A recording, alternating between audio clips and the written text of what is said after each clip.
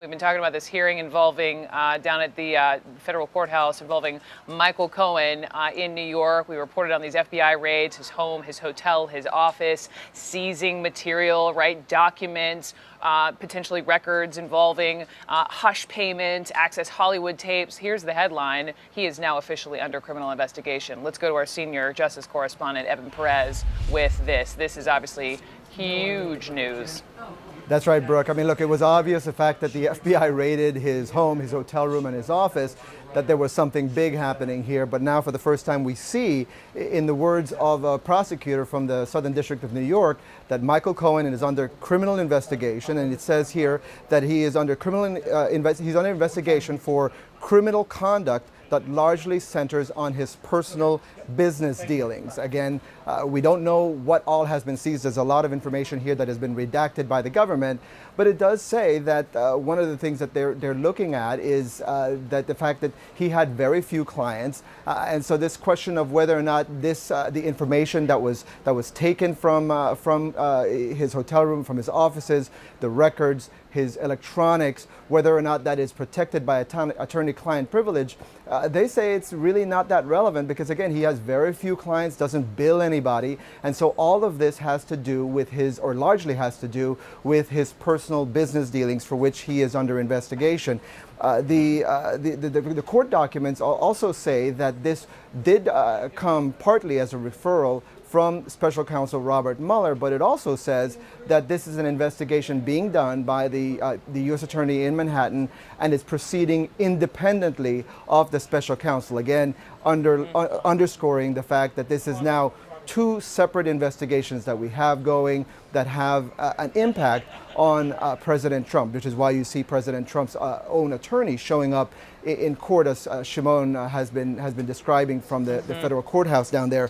I'll also add this from the court documents. There's, again, some of it that has been redacted, and we can't really tell what has been seized in these series of raids that were carried out. But they do say that there was some concern that some of these records could have been deleted. It doesn't say specifically what records, but it does mention that some of the electronics, as Gloria Borger and some of my other colleagues have been reporting, the FBI is believed to have seized some of recordings that Michael Cohen may have made over the last couple of years. And so there was some concern, at least according to the federal prosecutors here, that if they didn't do this raid, they would have, some of these records might have been lost, might have been deleted in the course of time. So again, we're going through these documents, Brooke, but the big headline here, obviously, underscoring that this is he's a target of a criminal investigation for his personal business dealings. Okay, Evan, thank you so much. I've got Joe Moreno and James Galliano here with me. And so let's back up for a second. So when we talked about the raids earlier in this week, and we talked about maybe the way in which that an aggressive way to go about going through and grabbing, right, the FBI, his hotel and office and home, one sort of presupposed that there was something there for them to do this, for them to find. And the notion now that we're learning that Trump's personal attorney is under criminal investigation now, surprising? What's the next move? No. Not surprising to me at all. I mean, when you go to the lengths of appointing a special prosecutor, I've been a cautious skeptic on the Russia collusion thing from the beginning, but when you bring to bear a special prosecutor with immense powers and limited oversight, he's probably got, this is an FBI special, he's probably got a minimum of 10, 15, 20 agents working on this around the clock. He's got some of the best and finest attorneys, former DOJ attorneys working with him on it. If you sick a special prosecutor on somebody, there is, even if there's no there with the president, the people in his orbit, when they fall under that scrutiny, this is not unexpected. But also what Evan just noted, that probably the timing of the raids, they were worried that there could be electronics that could go and be deleted like that. That's why they went that route, and and I'll leave that to my esteemed, lawyer colleague here, but that's why they went that route. They had to have feared that there was going to be the destruction of evidence. Otherwise, you have to use every other means possible to gather that intel other than using a no-knock warrant. Go ahead, Joe. Yeah, I mean, this is the other shoe that's now dropped, right? I mean, we could have all speculated, giving Mr. Cohen the full benefit of the doubt on Monday when the raid happened, that, perhaps this was an aggressive move, perhaps that, they were grasping at something. But the fact that now this Evan confirms that he in fact could be a target, not a surprise. It was an aggressive move. It's not one that's utilized often, raiding the records of an attorney, and so it seems par for the course now that this would move in this direction. Can we turn the page and then have the next chapter of questions, which is then, could SDNY, and I guess, and this is unrelated to the Mueller investigation, but I don't know if you guys know where I'm going, in the sense that they have this potential criminality. We don't know what it is. They say to Cohen, I've got this on you and this on you and this on you. And if you don't start talking and telling me what you know about Donald Trump, the man, what you have been involved with, we're going to throw you away for a bunch of years unless you help Mueller.